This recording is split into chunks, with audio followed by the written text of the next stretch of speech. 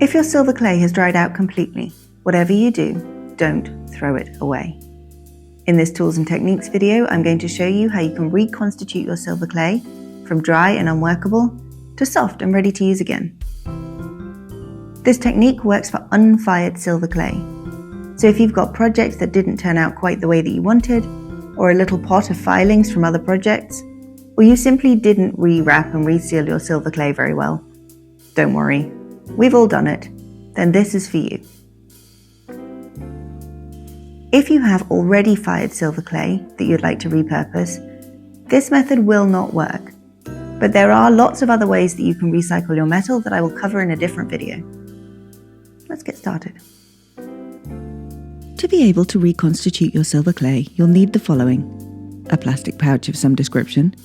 I like to use a laminating pouch for this, but a plastic wallet works well too. A small pestle and mortar, a fine sieve, the finer the better, a spray bottle filled with deionized water, an acrylic roller, a spatula or palette knife of some description. Believe it or not, these hair removal spatulas work really well. A metal sculpting tool, and some cling film or saran wrap for storing the finished silver clay. The first thing you need to do is to pop your silver clay pieces into your pestle and mortar and give them a really good grind. If you have larger pieces of silver clay, you might find it useful to break them up a little bit with your fingers first. Then move the pestle in circles, breaking up all the pieces until you have a fine, gravelly texture. It can take a little longer than you think, so persevere here. But don't worry if the texture's a little bit inconsistent at this point. Anything that doesn't go through the sieve on the first go will go back in the mortar for an extra grind. If you're enjoying this content and you'd like to take your jewellery making to the next level, I'd like to invite you to check out the Cognac Jewellery School membership. Inside you'll get unlimited access to all of my step-by-step online courses, as well as a new nature-inspired project every single month. You'll also gain access to tools and materials lists and supplier links, as well as technical tutorials and one-to-one support from yours truly. Simply click the link in the description and I'll see you on the other side. When you're ready to sieve your silver clay powder, place your plastic sheet onto your work surface and open it out. Hold your sieve over the plastic sheet and tip the silver clay powder into the sieve. Tap it with your finger to let the finest particles fall through, just like you would if you were putting icing sugar on a cake. When the finest particles have passed through the sieve and you're left with just the larger pieces, pop them back into the mortar and regrind them in the same way you did before. Once ground, pass them back through the sieve and keep repeating until all the silver clay has gone through. If you have any last stubborn bits, use your pestle in the sieve to encourage them through. Now you can get ready to rehydrate the clay.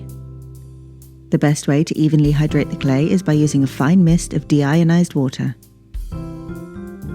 You can use a regular spray bottle, or if you're only rehydrating a small amount of silver clay and you happen to have one around, a perfume sample spray is ideal for creating a really fine mist. Simply pull the top off and use a pipette to fill it with deionized water. Make sure you've washed it thoroughly though first. Give the clay a gentle mist all over. A light mist is the key here. You want even hydration across the powder, not wet patches. To fold the clay together, you'll need a small palette knife, a rubber clay tool, or a plastic spatula. Use your spatula to fold and press the powder together, bringing any errant bits into the centre as you go. Keep folding and cutting the clay until you notice it beginning to come together. If it still feels dry and dusty, add another light mist, but go steady. You don't want to accidentally end up with paste. But don't panic if it looks decidedly messy at this point. It's a little bit like making dough. It always looks like a sticky mess before it comes together. Once it starts lumping together to form a solid mass, use your fingers or your spatula to press it into a ball in the centre of your plastic sheet. Then, fold the excess plastic sheet over so that the clay is sandwiched between the two and roll it out with your acrylic roller.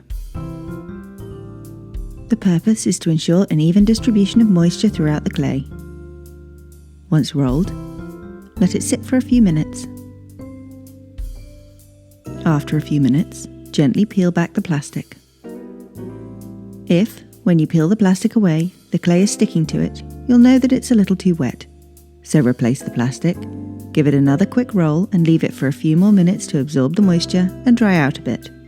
If you notice it's still dry and crumbly, give it one further mist with your sprayer, fold it over on itself, roll it out again, and let it sit for another few minutes. Repeat these steps until the clay comes easily off the plastic and has a pliable consistency that you're able to knead with your fingers. When you're happy with your clay, roll it into a smooth ball, wrap it tightly in cling film or saran wrap, pop it into an airtight container, and it'll be ready to use in your next project. Finally, and in the interest of not wasting anything at all, use your metal sculpting tool to scrape any errant bits of clay from your plastic and tools and pop them into your recycling container ready for the next time.